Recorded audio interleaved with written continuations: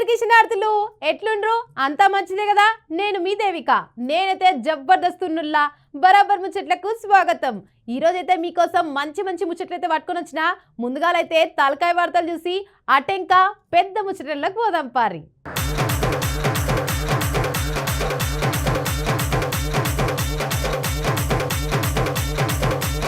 యాద్ చేసుకుండ్రు దీక్షా దివాస్ ని. 12 రోజులు పస్తులుండు కేసీఆర్ సారు.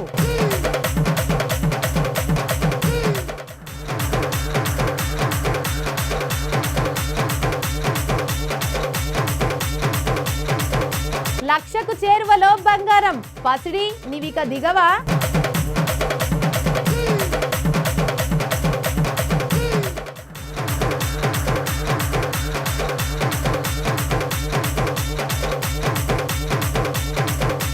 కోకాపేట రికార్డు వేలం ఎకరం 150 కోట్లు.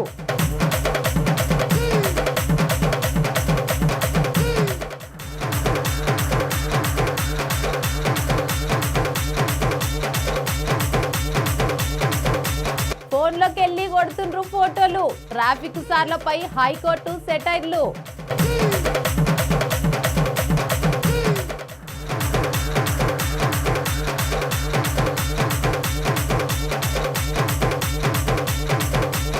వింతగా జరిగింది సర్పంచ్ ఎన్నిక. చిత్తుబొత్తు చేసిండ్రు ఊరు జనమంతా.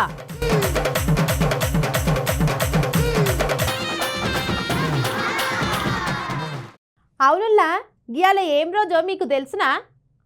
ఏం రోజు అంటే నవంబర్ 29 అంటారులే. కానీ ఈ రోజుకు ఒక ప్రత్యేక ఉందిల్లా. గా ప్రత్యేక తెలవాలంటే మీరు 12 ఏళ్ళ వెనక్కి పోవాలి. తెలంగాణ రాష్ట్ర సాధన ఉద్యమాన్ని మలుపు తిప్పిన రోజు. తెలంగాణ రాష్ట్రం ఏర్పాటుకు బీజం పడిన రోజు.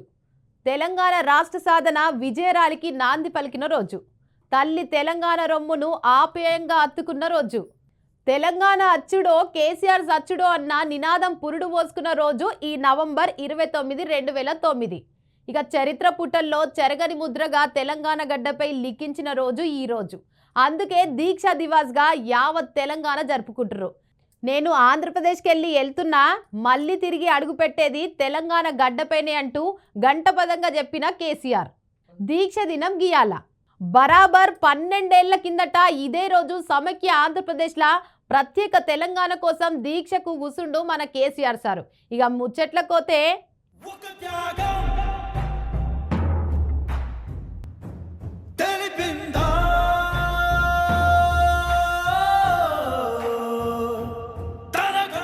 నవంబర్ 29, 2009లో భారత రాష్ట్ర సమితి అప్పటి టీఆర్ఎస్ అధినేత మాజీ ముఖ్యమంత్రి కె చంద్రశేఖర్ రావు అయితే కరీంనగర్ లో అమరణ నిరాహార దీక్ష చేపట్టిన ఈ రోజునైతే దీక్షా దివాస్ గా ప్రతి సంవత్సరం అయితే జరుపుకుంటారు. మరి ఈ బీఆర్ఎస్ పార్టీలు మరి 16 సంవత్సరాల తర్వాత కూడా ఈ దినాన్ని ఘనంగా ఆచరించేందుకైతే బీఆర్ఎస్ పార్టీ అన్ని జిల్లాల్లో విస్తృత కార్యక్రమాలు కూడా నిర్వహిస్తోందట. మరి శనివారం తెలంగాణ భవన్ లో జరిగే ఈ ప్రధాన కార్యక్రమంలో భాగంగా పార్టీ వర్కింగ్ ప్రెసిడెంట్ కేటీఆర్ అయితే పాల్గొన్నారట. మరి అన్ని జిల్లాల కేంద్రాల్లోనూ ఇటు పార్టీ కార్యాలయాల్లో గడి జరిగే కార్యక్రమాలు కూడా చూస్తే బీఆర్ఎస్ ఎమ్మెల్యేలు, ఎమ్మెల్సీలు, ఇతర ముఖ్య నేతలు కూడా పాల్గొన్న ముచ్చట ఎరికే కదా.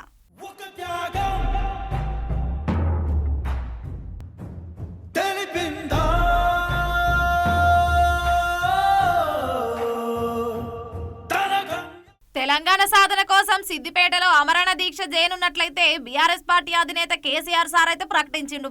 మరి 2009 నవంబర్ 28న హైదరాబాద్ నుంచి బయలుదేరి కరీంనగర్కి అయితే చేరుకుండట.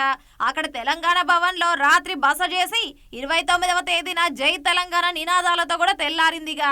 మరి కరీంనగర్ పట్టణాన్ని పోలీసులు అయితే నిర్బంధించిండ్రు. మరి ఉదయం 11 గంటల ప్రాంతంలో గిటైతే కేసీఆర్ అయితే ఇంటి నుంచి బయలుదేరేందుకు సిద్ధమయ్యారట. మరి పోలీసులు గిడి కేసీఆర్ అయితే చుట్టుముట్టిరుపో. మరి ఉద్యమ శ్రేణులు వలయాలుగా కేసీఆర్ కి అయితే రక్షణ కవచంగా నిలిచి పోలీసులకే చుక్కలు చూపించిండ్రు. మరి ఇక సిద్దిపేటలోని అమరణ నిరాహార దీక్ష స్థలికి బయలుదేరిన కేసీఆర్ వెంటనైతే వేలాది మంది ఉద్యమకారులు కరీంనగర్ నుండి నడిచేందుకైతే సిద్ధమయ్యి ఎక్కడి వరకు అయితే అక్కడి వరకు అంటూ కూడా కట్టడి చేసేందుకైతే పోలీసులు వారి వాహనాల టైర్లలోని గాలి తీసేసిరట. అంటే హైదరాబాదు గిటు వరంగల్ అయితే దాని నుంచి వచ్చే వైపు నుంచి వందలాది వాహనాలను కూడా అలుగునూరు చౌరస్తాలోనైతే నిలిపేసిర్రట. వేలాది మందిని దారి మళ్లించిండు ఆయన సూత. ఉద్యమకారులు ఎక్కడ తగ్గట్లేదుల్లా. ఇక కరీంనగర్ పట్టణంలో ఎడమ వైపు ఉన్న కేసీఆర్ కాన్వాయ్ కూడా సుభాష్ నగర్ లో కుడి వైపునకైతే మళ్లించి అన్ని వాహనాలను పక్కకు తప్పించి ఓవర్టేక్ చేసి కేసీఆర్ వాహనంతోనైతే పోలీస్ సిబ్బంది వాహనాలనైతే మానేరు వంతెనకైతే దాటిచ్చిరుపో.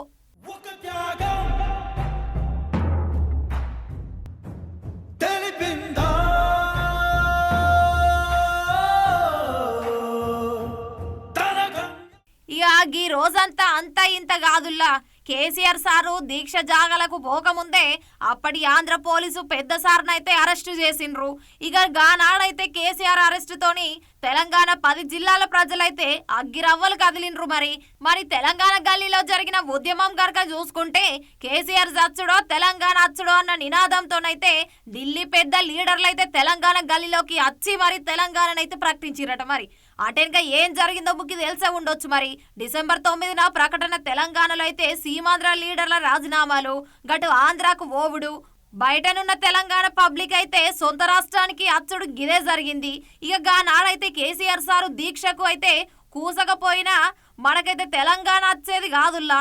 గింత చిన్న రాష్ట్రం 7-10 వయసున్న రాష్ట్రాలతో పోటీ పడుతుందంటే అందుకు కారణం ఓళ్ళో కాదు కేసీఆర్ సార్ అని చెప్పాలి. మరి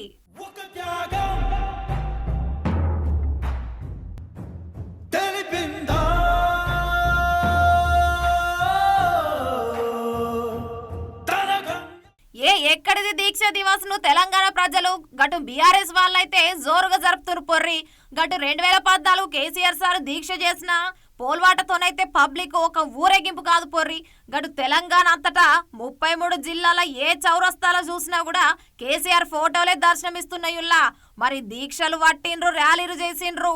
కొన్ని చోటనైతే కేసీఆర్ ఫోటోలను కూడా పాలాభిషేకం చేసిర్రు. మరి అంటే కేసీఆర్ ఫోటోలకు పాలాభిషేకం చేసిర్రు జనాలు. గిట్లా గల్లదైతే ఒక సంబరం కాదు పొర్రి. ఓ పరి చూడుర్రి గల్లదేందో.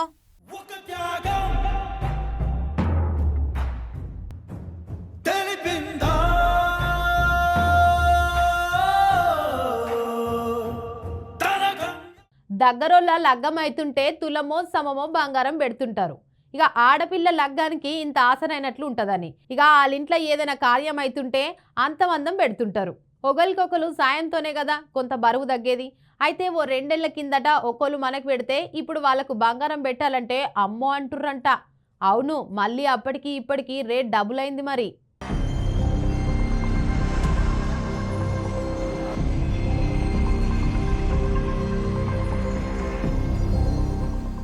నీ అవ్వ ఆగరాదు. ఎవడో గెదిమినట్లు గట్లూరికి పడుతున్నావు లేకుంటే ఏందుల్లా. గీ బంగారం అయితే రోజు రోజుకి మిద్దెలెక్కుతుంది పో. అంటే ఆకాశాన్ని అంటుతుందని అంటున్నా. అరే చలికాలం ఉన్నా కూడా గిటు బంగారం మాత్రం బగ మంటలైతే సేగలు పెడుతుంది పో. అంటే మళ్ళీ మరో పారి బంగారం ధరలు అయితే రెక్కలు వచ్చినట్టయింది. మరి ధరలు తగ్గినట్టే తగ్గి ఒక్కసారిగా దూసుకుపోతుంది పో. అంటే శుక్రవారం ఉదయం 10 గంటల సమయానికి మనం బంగారం ధర చూస్తే ఎంత ఉందో తెలుసా? 710 రూపాయలు తగ్గిందిలా. అంటే బంగారం గంత ఎక్కువ ఒక్క పారి ఎందుకు గింత తగ్గింది అనుకుంటున్నా. అంటే అది కూడా చూస్తే ఓ పారి మనం వెండిని కూడా చూద్దాం పారి. వెండి ధరపై కూడా 3000 రూపాయల వరకు పెరిగిందట. మరి వెండి ముఖ్యంగా మనం చూసుకుంటే నిన్న నుంచి కిలోపై ఏకంగా 7000 వరకు ఎగబాకి మరి సూక్కలు చూపిస్తుంది పో. నిన్న ఒక్కరోజు కాదు 4000 పెరుగగా ఇప్పుడు చూసుకుంటే 3000 కూడా మళ్ళీ పెరిగిందట. ఇప్పుడు కిలో వెండి ధర 1,83,000 వద్ద కొనసాగుతుందట. అంటే మరి గింత ఉంటే ఓలు కొంటారులా.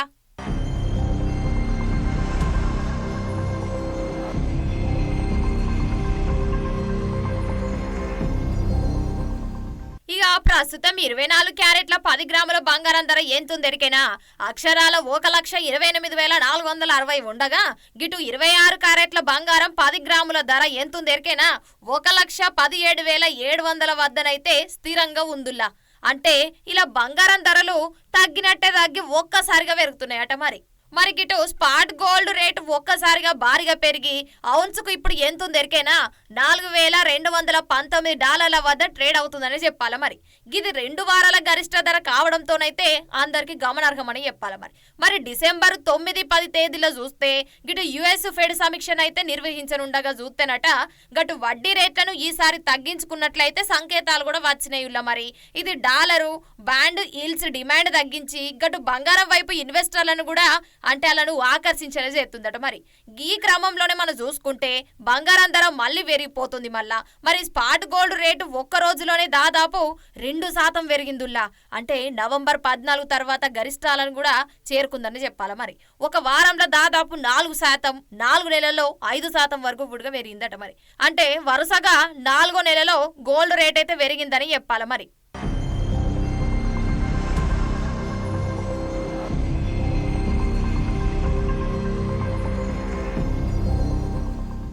అదనంగా డాలర్ రూపాయి మారకం రేటు, దిగుమతి సుంకాలు, ఇటు జీఎస్టీ, ఆభరణాల వ్యాపారుల తయారీ ఖర్చులు, ఇటు స్థానిక డిమాండ్, ఇటు సరఫరా కూడా ధరలను అయితే ప్రభావితం చేస్తాయని చెప్పాలి. మరి రూపాయి బలహీనపడటం వల్ల బంగారం దిగుమతులు మరింత ఖరీదైనవి అవుతాయని చెప్పాలుల్లా. అంటే దీంతో దేశీయ ధరలు పెరుగుతాయి సుతా. అంటే వివాహాలు, పండుగ సీజన్లు చూసుకుంటే డిమాండ్ అయితే గట్టిగా ఉంటుందని చెప్పాలి. మరి అంటే పెరుగుతుందిలా, పెరుగుదలకు దోహదం చేస్తుందని చెప్పాలి.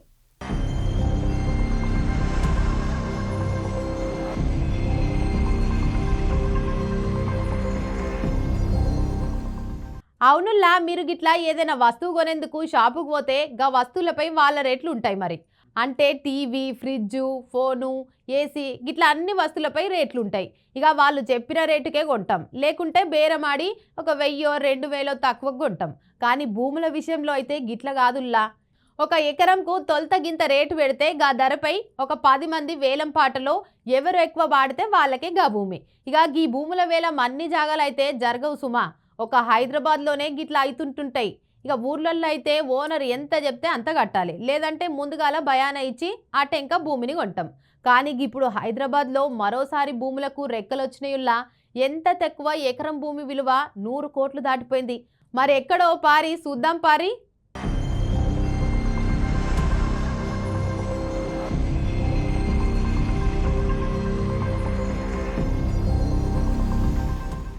Kokapet Neopolis layout outer ring road కైతే అతి దగ్గర ఉంటుంది. మరి ఇక గీ ఐటీ ఏరియాకైతే చాలా సమీపంలోనే ఉంటాయి. మరి అంతేకాదులా గీ భూములనైతే దేనికోసమైనా వాడుకోవచ్చు.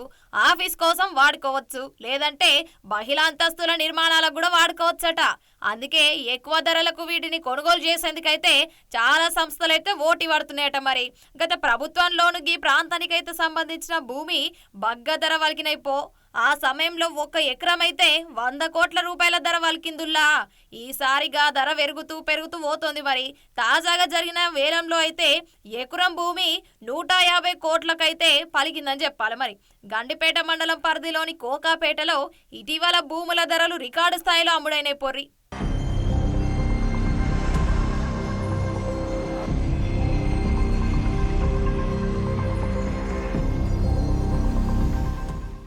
ఇక హెచ్ఎండి ఆధ్వర్యంలో కోకాపేట నియోపోలిస్ లేఅవుట్ లో నిర్వహించిన ఈ వేలంలో అయితే ఎకరం భూమి ధర 151.25 కోట్లకు చేరిందట. మరి ఇక నియోపోలిస్ లోని ఫ్లాట్ నెంబర్ 15, 16లో చూస్తే 9.6 ఎకరాలనైతే ప్రభుత్వం వేలం వేస్తే 1,353 కోట్ల ఆదాయం వచ్చిందుల్లా. మరి గతంలో ఫ్లాట్ నెంబరు 17, 18లను కూడా వేలం వేస్తేనట ఎకరము 137.25 కోట్లు వలికిందుల్లా. మరి అంతకుముందు చూస్తే టీజీఐఐసి భూముల్లో చూస్తే ఎకరం ఎంతుంది ఎరికేనా 177 కోట్లుగా నమోదైన విషయం అందరికీ ఎరికే. మరి నియోపోలిస్లో 2023లో ఎకరం భూమి సగటున 73 కోట్లు వలికింది. మరి ఇప్పుడు గా ధర దాదాపు 2 ఇంతలు పెరిగిందని చెప్పాలి. మరి ఇదెంత విచిత్రముల్లా.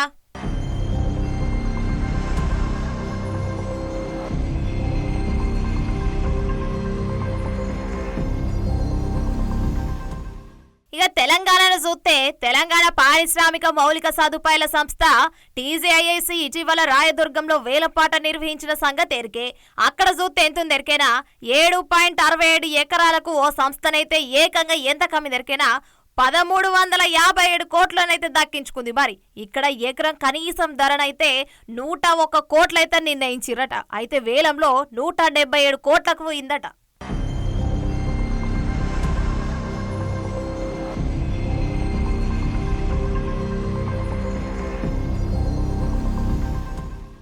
ఈ నడుమ ఏడ చూడుర్రి కొందరు ట్రాఫిక్ పోలీసులు అయితే ట్రాఫిక్ డ్యూటీ చేసుడు మానేసిండ్రనే చెప్పాలుల్లా. అంతేకాదు వాళ్ళు సుత సెంథిల్ కుమార్ లెవెల్ డిఓపీలు అయిపోయారా ఎట్లా అని డౌట్ కొడుతుంది. మళ్ళా గాళ్ళు ఏనో కాడ చెట్టు కింద సల్లగా కూర్చొని ఫోన్లల్లో ఫోటోలు పట్ట కొడుతుర్రు. ఇక గిది గిట్లుంటే ఇంకొందరు సరిగ్గా జనాలు కొలువులకు పోయే టైంలా, ఆఫీస్ నుంచి ఇంటికి వచ్చే టైంలా, రోడ్డు పైన బగ్గ ట్రాఫిక్ ఉన్న టైంలా పోలీసులు రోడ్డు మీద త్రిశూల వ్యూహం వేసి ట్రాఫిక్ చలన్ల వేట చేస్తుంటారు. ఇక కిలోమీటర్ల దూరంలో యూటర్ను పెట్టి సుట్టు తిప్పించి సిగ్నల్స్ కూడా డ్యూటీలో లేకుండా ఫోటోలు దిప్పే పనిలా బిజీగా ఉండరు. ఇక ఇట్లా చేస్తున్న ట్రాఫిక్ పోలీసులు ఫోటోగ్రాఫర్లపై తెలంగాణ హైకోర్టు అయితే ఫుల్ గరం అయిందుల్లా.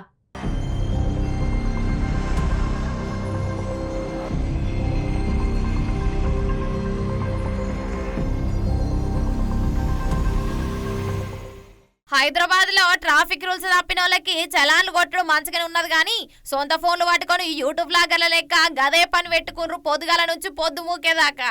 అంటే నిజానికి నిబంధనలకు విరుద్ధంగా ఎవరైనా తమ వాహనాలను నడిపితే ట్రాఫిక్ పోలీసులు చలాన్లు విధిస్తున్నారు. మరి అయితే చలాన్లు విధించే క్రమంలో పోలీసులు గల సొంత మొబైల్ ఫోన్లలో ఫోటోలు తీయడంపై అయితే పబ్లిక్ అయితే మస్తు ఫైర్ అయినరు పో. ఇలానే ఓ వ్యక్తికి చలాన విధించడంలో ఓ బాధితుడైతే హైకోర్టుని ఆశ్రయించిండట ఏకంగా. మరి ఉత్తిగానే ఊకుంటాడేంది గంత పని చేసినాక సొంత ఫోన్లలోని ఫోటో తీసి చలాన విధించడం ఏంటని కోర్టులనైతే పిటిషన్ దాఖలు చేసిండట ఏకంగా. అంటే దీనిపై విచారణ జరిపిన హైకోర్టు ఏం చేసింది, చలాన్ల ఎన్ఫోర్స్మెంట్ విధానంపై పూర్తి నివేదిక ఇవ్వాలని రాష్ట్ర హోంశాఖకు నోటీసులు జారీ చేసింది. మళ్ళీ అంటే తెలంగాణ ట్రాఫిక్ ఉల్లంఘనపై ఈ చలాన్లు విధించే విధానంపై గటు తెలంగాణ హైకోర్టు అయితే బగ్గ ఫైర్ అయింది పొల్లి. అంటే చలాన్ల అమలులో పారదర్శకత లేదంటూ వి రాఘవేంద్రచారి దాఖలు చేసిన రిట్ పిటిషన్ కూడా విచారించాల్సిన న్యాయస్థానం ఈ అంశంపై అయితే పూర్తి వివరణ ఇవ్వాలని రాష్ట్ర హోంశాఖకు అయితే నోటీసులు జారీ చేస్తే గటు పోలీస్ శాఖకే చెంపదెబ్బ కొట్టినట్లయిందట. మరి 4 వారాల్లోగా కౌంటర్ అఫిడవిట్ దాఖలు చేయాలని అయితే హైకోర్టు అయితే గట్టిగా ఆదేశించింది పొరి.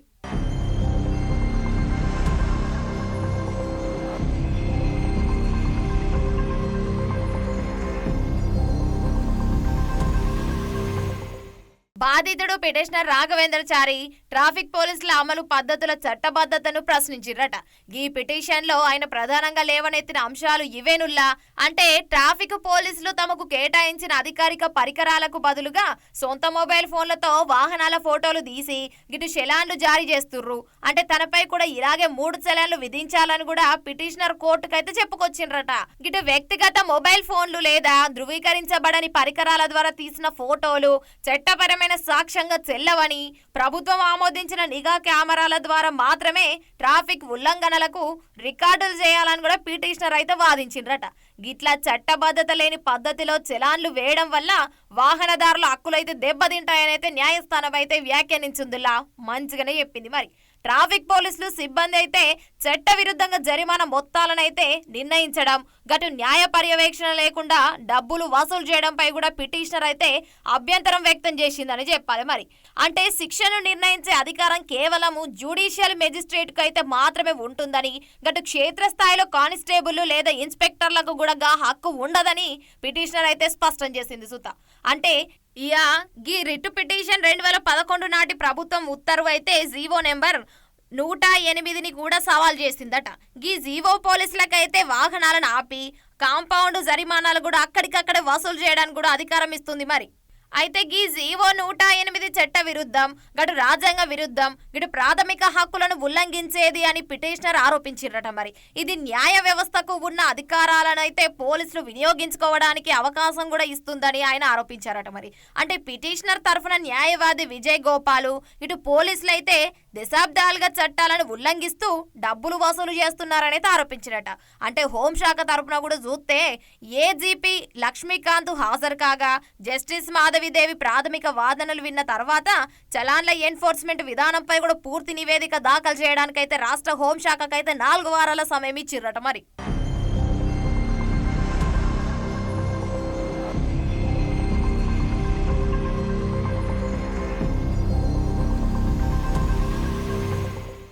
ఇది ఇలా ఉండగా 2 రోజుల క్రితం జరిగిన విచారణలోనూ హైకోర్టు ట్రాఫిక్ అమలు తీరుపై కూడా కీలక వ్యాఖ్యలు చేసింది పొర్రి.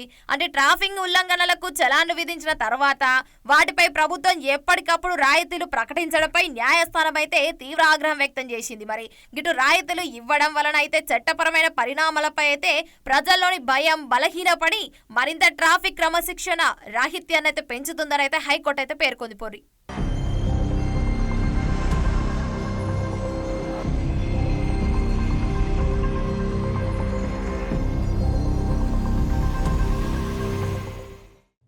సర్పంచ్ పదవే గాని తీసిపడే కుర్రి. దేశానికి ప్రధానమంత్రి, రాష్ట్రానికి ముఖ్యమంత్రి ఎట్లనో ఊరికి సర్పంచ్ సాబ్ కూడా గట్లనే. మరి ఊర్లోకి ఎంత పెద్దోళ్ళు వచ్చినా వాళ్ళ పక్క పొంటి ఊరి పెద్దకు కూర్చేయాల్సిందే. మళ్ళా ఈ పదవులు చేసిన కనే పెద్ద పెద్ద పదవులు వచ్చిన లీడర్లు బొచ్చడు మంది ఉన్నారు. మళ్ళా ఇప్పుడు పల్లపోరుకు సిద్ధమైంది. మళ్ళీ సర్పంచ్ ఎన్నికలకు ఎన్నికల కమిషన్ నోటిఫికేషన్ సుత ఇచ్చింది. మళ్ళా నవంబర్ 11న సర్పంచ్ ఎన్నికలు పోలవ్వనున్నాయి. మరి వాస్తవానికి ఎన్నికలంటే గెట్లుంటాయుల్లా? ఇదే పిచ్చి ప్రశ్న ఎట్లుండుడేంది అంటారులే. అయితే అందరిలాగే ఓట్లేసి ఎవరికి కావాలో వాళ్ళని గెలిపించుకోవాలి. కానీ ఒక ఆడ గమ్మత్తుగా సర్పంచ్ని ఎన్నుకున్నారు. మరిగా దేశమేందో మరిగదేందో పారి చూద్దాం పారి. తెలంగాణలో గ్రామ పంచాయతీ ఎన్నికలకైతే సందడి మొదలైందుల్లా. మొదటి విడతలో అయితే 4236 సర్పంచ్ స్థానాలు, 37,440 వార్డు సభ్యుల పదవులకైతే డిసెంబర్ 11 తారీఖునైతే ఎన్నికలు జరగనున్న విషయం అందరికి తెలిసే ముచ్చట. ఈ నేపథ్యంలో మనం చూసుకుంటే గటు నామినేషన్ల ప్రక్రియనైతే గురువారం నాడైతే ప్రారంభమైతే ముగిసిందట. మొత్తం 3 విడతల్లో అయితే రాష్ట్రం వ్యాప్తంగా 12,728 గ్రామ పంచాయతీలకైతే ఎన్నికలు జరగనున్నాయుల్లా.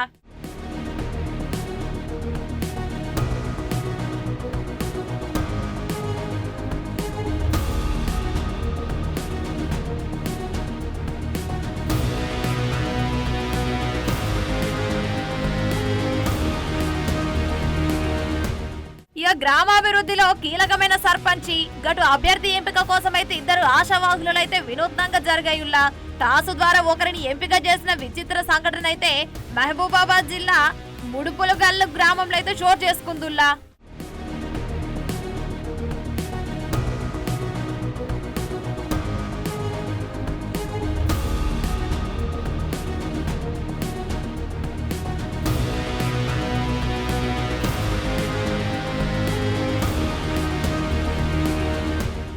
ముడుపుగల్లు గ్రామ సర్పంచ్ అభ్యర్థి ఎంపిక కోసం అయితే గ్రామంలో ఎమ్మెల్యే డాక్టర్ మురళి నాయక్ ఆదేశాల మేరకైతే గ్రామ కాంగ్రెస్ పార్టీ కార్యకర్తలతో ఇక్కడ సమావేశం కూడా నిర్వహించారట.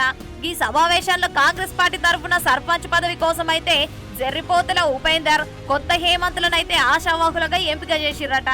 ఈ ఇద్దరి ఆశావాహులలో ఒకరినైతే ఎంపిక చేసేందుకైతే గ్రామ కమిటీ ఎన్ని ప్రయత్నాలు చేసినా పార్టీ అధిష్టానం అయితే బుజ్జగించిన తాము కూడా పోటీ నుంచి విరమించుకునేది లేదని భీష్మించుకుని అయితే కూర్చుండ్రట. మరి రాక పోటీ చేసే అవకాశం వచ్చిందని, తాము గెలిచి పార్టీకి సేవలు అందిస్తామని, గ్రామాన్ని అయితే అన్ని రంగాల్లో అభివృద్ధి చేస్తామని కూడా ఆశావాకులు అయితే తగ్గేదే లేదని తేల్చి చెప్పిర్రట. దీంతో సమావేశ కమిటీ చూసుకుంటే గ్రామ కాంగ్రెస్ పార్టీ కార్యకర్తలతో కూడా రహస్య ఓటింగ్ నిర్వహించగా 152 మంది ఓట్లు వేసిరట. ఇద్దరు ఆశావాహులకు ఒక్కొక్కళ్ళకైతే 76 ఓట్లు సమానంగా అచ్చుడుతోని సమావేశ కమిటీ అయితే తలలు పట్టుకుంటూ పోర్రి. కొద్దిసేపటికి ఏరుకొని సమావేశ కమిటీ ఈ విషయాన్ని అయితే ఎమ్మెల్యేలకు తెలియజేసిండ్రు. ఎమ్మెల్యేల ఆదేశాల మేరకైతే గ్రామ కార్యకర్తల సమక్షంలో ఇద్దరి ఆశావాహులలో ఒకరినైతే కాంగ్రెస్ పార్టీ సర్పంచ్ అభ్యర్థిగా ఎంపిక చేసేందుకు గాలిలో కాయని ఎగురవేసి మరి టాస్క్ తో ఒకరినైతే ఎంపిక చేసిరట. టాస్క్ తో అయితే అదృష్టం వరించిన కొత్త హేమంత్ అయితే గ్రామ సర్పంచ్ గా ఎన్నికైండు. మరొకరైతే టాస్ తో తన అదృష్టాన్ని పరీక్షించుకొని దురదృష్టమని వెంటాడిన జర్రిపోతుల ఉపేందర్ అయితే నిరాశ నిస్పృహలతో కాంగ్రెస్ పార్టీ గ్రామ అధ్యక్ష పదవికి అయితే రాజీనామా చేసిండు. మరి పేరు జర్రిపోతుల ఉపేందర్, ముడుపుల గ్రామం, మహబూబాబాద్ మండల్. గత కొన్ని సంవత్సరాల నుంచి నేను కాంగ్రెస్ పార్టీలో గ్రామ పార్టీ అధ్యక్షునిగా పనిచేసిన. గత టీఆర్ఎస్ ప్రభుత్వంలో కూడా అప్పుడు నాకు గవర్నమెంట్ లేకున్నప్పుడు నేను పార్టీకి బాగా కష్టపడి చాలా మందిని కూడా పార్టీలో చేర్పించి ఎమ్మెల్యే ఓట్లప్పుడు కూడా ఒక 100 ఓట్లు పైగా నేను ఆయనకు మెజార్టీ పెట్టిన. ఎంపీ ఓట్ల వరకు వచ్చే వరకు 200 చిల్లర ఓట్లు కూడా ఆయన కూడా మెజార్టీ చేయించిన. ఈ రోజు సర్పంచ్ గా బీసీకి అవకాశం వస్తే ఇక్కడ నాకాడ ఇప్పుడు కొత్త హేమంత్ అనే వ్యక్తి గవర్నమెంట్ హాస్పిటల్లో ఒక డ్యూటీ చేసుకుంటూ కూడా ఇక్కడికి వచ్చి నాకు సర్పంచ్ పోస్ట్ కూడా కావాలని నాతో పోటీ పడి ఆ పోటీలో ఇద్దరం కూడా చాలా అంటే మామూలుగా ఒక గ్రామ పెద్ద మనుషులు ఇప్పుడు ఇక్కడ మా ఎంపీటీసీ మండల పట్టదేశుడు ఆయనకు కూడా నేను చెప్పిన నేను కష్టపడ్డా నాకు కావాలి అన్ని అంటే కూడా సరే వాళ్ళు అందరితో చూసుకుందాం అన్నప్పుడు నేను అందరు కూడబెట్టిన తర్వాత చాలా మంది కూడా వద్దు ఆయన కష్టపడడానికి ఇద్దామంటే ఆయనకు ఓటింగ్ పెడితే సమానంగా వచ్చినాయి. సమానంగా వస్తే ఎమ్మెల్యే గారికి ఫోన్ చేస్తే ఆయన టాస్ అని చెప్పిండు. నేను కష్టపడ్డా అని అడుగుదామని కూడా నేను అక్కడ పోదాం అంటే కూడా ఆయన టాస్ వేయించిండు. నాకు ఇక్కడ కాంగ్రెస్ పార్టీలో కొద్దిగా అన్యాయం జరిగింది కాబట్టి గ్రామ పార్టీ అధ్యక్ష పదవికే నేను రాజీనామా చేస్తాను.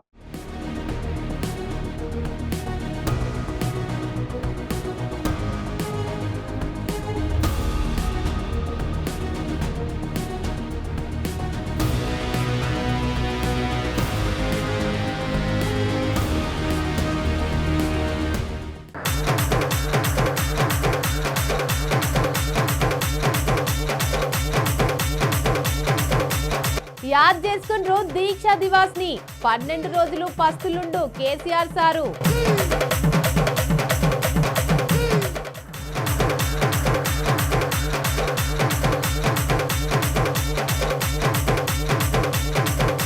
లక్షకు చేరువలో బంగారం పసిడి నీవిక దిగవా.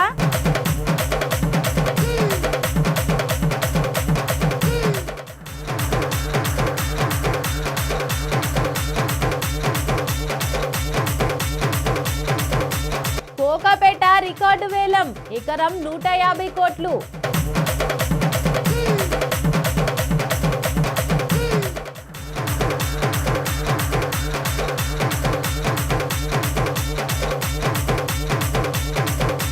ఫోన్లోకెళ్ళి కొడుతుండ్రు ఫోటోలు. ట్రాఫిక్ సార్లపై హైకోర్టు సెటైర్లు.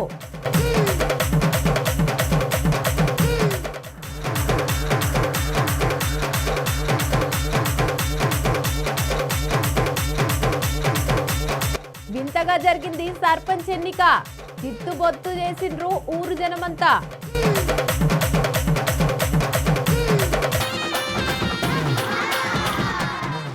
ఇక గివ్వుల్లా ఇయ్యాలటి బరాబర్ ముచ్చట్లు. రేపొచ్చే బరాబర్ ముచ్చట్లలా మల్లగల్తా. అప్పటిదాకా చూస్తూనే ఉండండి. ఇది బీఆర్కే న్యూస్ తెలుగుడి సత్తా మల్ల రేపత్తా.